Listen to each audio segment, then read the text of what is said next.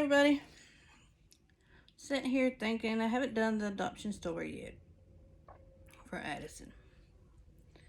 I can't believe she's gonna be 6 tomorrow. So yeah, 6 years old tomorrow. Okay. Hopefully I can get through this without being a very long video for you. But right now I'm fighting a headache. Sinus problems. Yeah, Okay, let's get started. So, we was asked to adopt Addison. December 21st, 22nd. Might have been the 23rd. Somewhere around in there. I think it was December 22nd or 23rd. One of those days. How we was asked. Okay, let's see here. We was on the way to my parents' house to carry the dogs, the pets that we had. We had 2 dogs and a cat at that time. To my parents' house because we was going to go visit Mike's sister and her family for a little bit for Christmas. They have a little vacation thing, little get together, Christmas get together thing that they do every year, and we try to go to it. Some years we haven't been able to go to it. You know, sometimes it's before Christmas, sometimes it's after. You know, it's something. But that year it wound up being before. So it was on the way. I get this message from a friend of mine, a real good friend of mine. It's like family.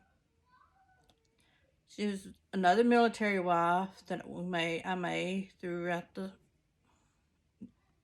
you know.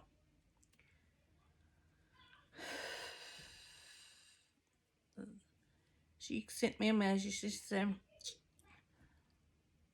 my daughter and I would like to know if you would adopt her baby. I was like, yes. And I told him, I said, you want to? He said, yes. There is no hesitation about it. None whatsoever. She told us that, she said, please think it over, really think it over, and let us know, because, you know, she's going to be biracial, you know, be mixed.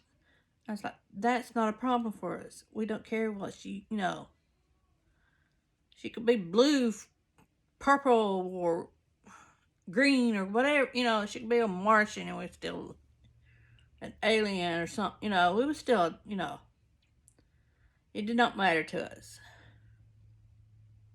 It still don't. Never has and never will. So, yeah, that started it. But we didn't tell family until like January 30th, 31st, something like it, right in there. Because we wanted to wait until we got all the paperwork started. Got all, you know, got the process started real good. Which, you know, the thing about the process done started with, you know, her asking us, you know. But we did not want to tell anybody at that time. We wanted to wait until we got paperwork started there. We tried to find, you know, we had to wait until after the Christmas holidays and the New Year's before we could start, you know, that put us in, but it's okay. Oh, sorry.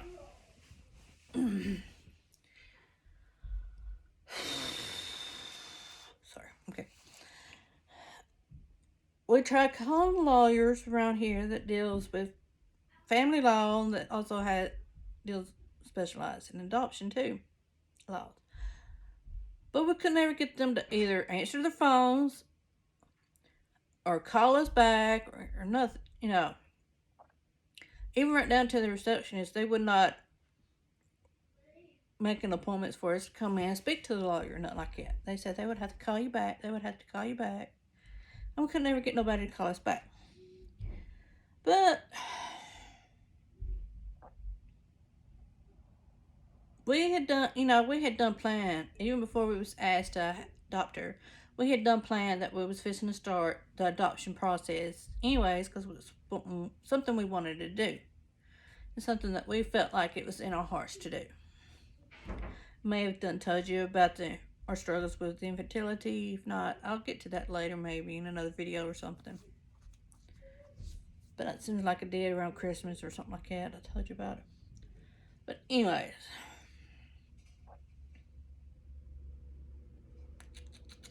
what was that? Oh yeah, okay. So we had done planned that we was going to adopt before we was ever asked to adopt her. So we had done found an agency that we was going to go through, but we had an appointment set up with them yet because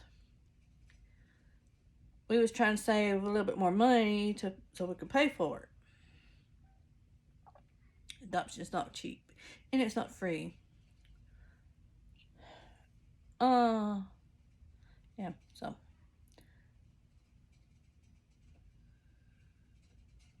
So I don't know why we just wanted to go through a lawyer, I guess, when we was first asked, because we was asked first, and we figure might will be a little cheaper to go through a lawyer at that time for us. But we could never, like I said, we could never get a lawyer to call us back. Yes, I understand. They busy. Of course they are. They, they've got clients that they're already working with. But they could have made an appointment for us, but, they never did. Or took a little bit of time to call us back, but they never did. So we went through the adoption agency. I'm trying to think of the name. I can't think of the name of it right now. So we called them, and they said yes, that they will be happy to help us with this. So we set an appointment up with them to come in, start all the paperwork, make our first payment with them.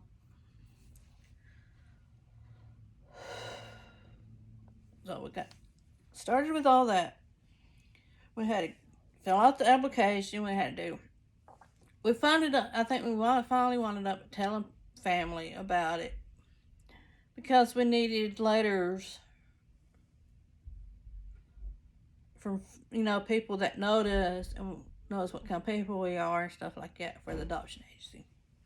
I mean, we wouldn't have had to go through all that if it been a family member that we was adopting a baby from, but not a family member. We had to go through, do all this.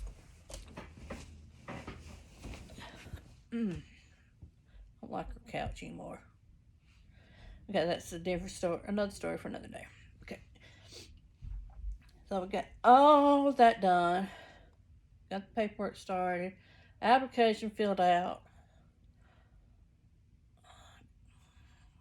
Got the background check information for the background check filled out and paid for, because we had to pay for that, I think. Then we got the fingerprint. We had to be fingerprinted. We get that done. First, they give us the card for the print, where they make your finger black, and like that right there. First, that's how we had to do it. Then we kept it, they gave us numbers and stuff, like a tracking number that we could use or whatever to track our fingerprints and stuff. Well, we kept waiting and checking it, say it was in this one spot. And finally we called the state, because, your fingerprinting and stuff had to go through the state for all that. We called that, and they said, well, they had just switched to like doing digital fingerprinting, and so they said they probably didn't get the little fingerprinting thing in time before they switched over to digital. So we had to go find somebody else that do the digital fingerprinting for us. We got that done finally. It was all done. Then we had to do the home study. That's nerve-wracking. If you never had a home study done, you don't know what I'm talking about. But if you have, you know what I'm talking about. Is the home study is basically just somebody coming into your home, looking at your home, making sure it's safe and well kept, and that you got a room for the child. If you're going through a foster parent, you know what I'm talking about too, because you have to go through that, before you get approved to be a foster parent. So, and it's basically somebody coming in, judging your home and judging you, to see if you're going to be, a good parent. So, yeah, we had that, and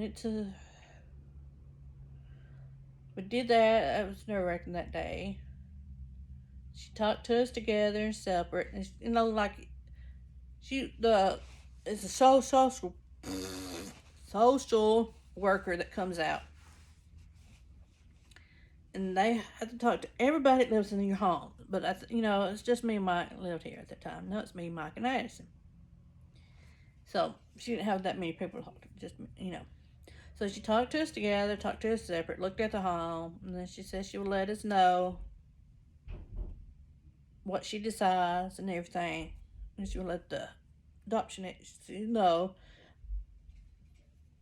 I think it wound up being like 2 weeks before we actually find out. That's, understandable because, she had to go through, social worker. No, don't get me wrong. There are some bad social workers out there. I know this. But there's some good ones out there that's just trying to do their job.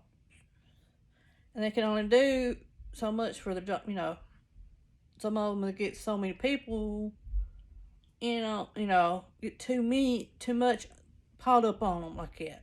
Too much work piled up on them. So, yeah. So, yeah, okay. So, we've done that, and then we found out Addison was a girl. And then she was born July the 22nd, 2015. We had to go all the way to Oklahoma to pick her up because that's where she was born. And we live in Alabama. So, yeah, that was like a 12, 13, 14 hour drive. Been on how the traffic was and how many stops you make. So we didn't get to see her until July 23rd. I think we woke up about 6 o'clock that morning and got ready to go. And I think we was there by 7 o'clock, I think. I'm not too sure on the time was. But yeah. But what surprised me was that the hospital there gave us a room, me and Mike a room, and Addison got to stay in the room with us. That surprised me. Because, we've never had, we've never known of anybody who's went through something like that. So, yes, we've had Addison's from July 23rd. Basically birth. We had to stay out in Oklahoma for almost a month.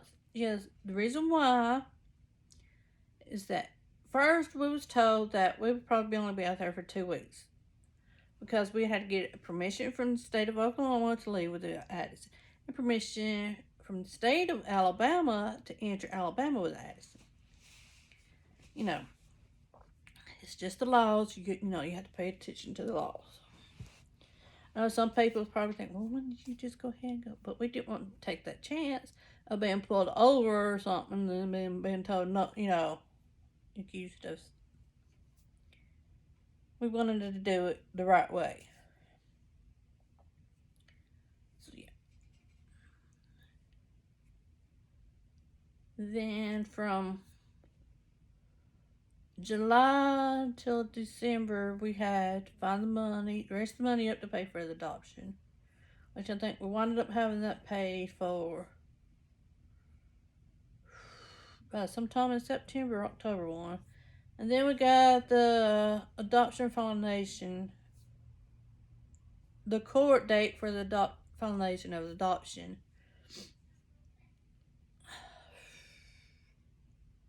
for December the 8th, but I think we found out, I think like the last part of October, beginning part of November. Because, they say you have to wait at least 6 months for it, because you had to do which you have to do 2 home studies for adoption. The one before you're placed with the child, which we was already placed with a child, because the birth mother done picked us. And then once the child is in the home, and you've done had time to adjust and stuff like that, they'll have, the same social workers you have for the first home study comes back out and assess everything, checks things and stuff. So, yeah, and that's just usually that was just a pretty quick day. It wasn't as nerve wracking as the first home study. So then, once we got the rest of the adoption paid for, we got the court date and stuff. And here it is now. It's been 6 years.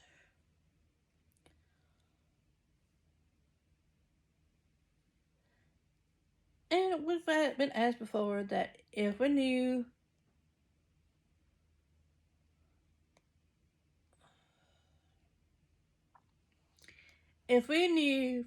that we would have had the struggles that we had after she came to us and everything with financial issues, if we would have adopted her, if we had known what would have, yes, we would have. Only, the only reason why is because we had to pay, the fundraisers that we tried to do to help us raise money for it did not go as well. I think we raised maybe $500, $400 or $500. There's people out there that doesn't want to.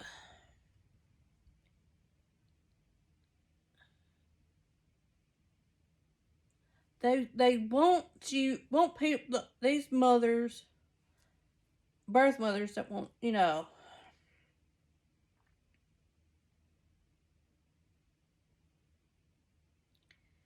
they keep saying, people, I'm trying to get it in my head, get it come out right and stuff. Okay. I'm not saying all people is like this, because there's not. But there's some people out there in the world that says that,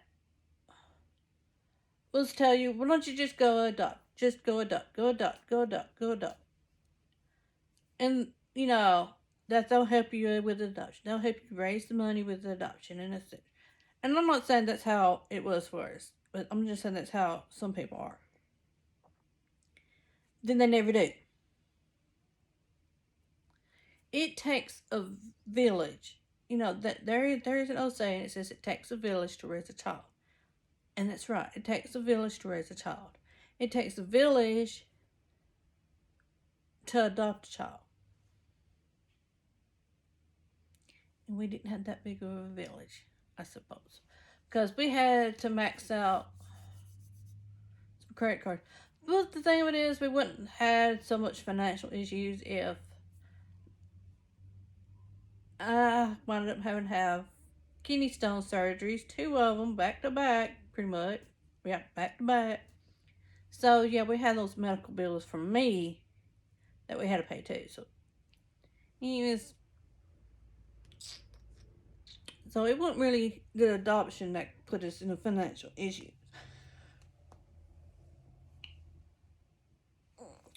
But which things is settled, we're pretty much back into a good place with our finances, and that's good. It's good.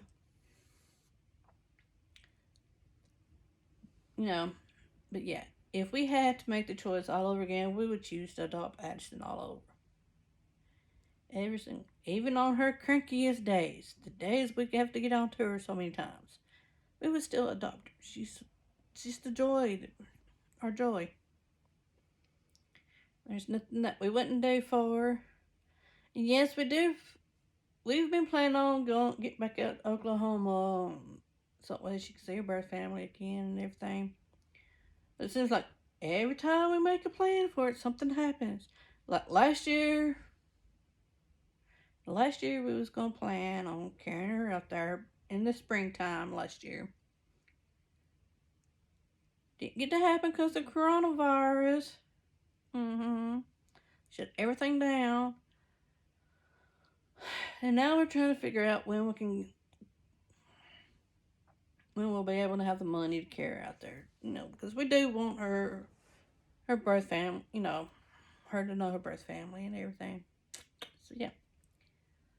I know I'm probably all over the place with this, and I'm sorry for that. I've got a bad headache. Probably should have waited and done this. Yeah, I've been fighting my allergies. Got a really bad headache today. Okay, so yeah, but I wanted to go ahead and get this not over with, but get this video done for you. If you have any questions about the adoption, go ahead and ask. If you have questions about the infertility struggles that we went through, go ahead and ask. I'm an open book. I'll talk to you about anything. If you want to know how the first year of her adoption and stuff like that, the first year of having her with us went, go ahead and ask those questions too. I might do that in the story for you another day. But right now I need to go take something for a headache again. Maybe I'll get rid of this headache. And we hope you're having a good day. And I might try to do a little video tomorrow of her birthday tomorrow. Because tomorrow she's 6. I can't believe I've got a 6-year-old. Okay. Yeah. We'll see y'all later. Bye.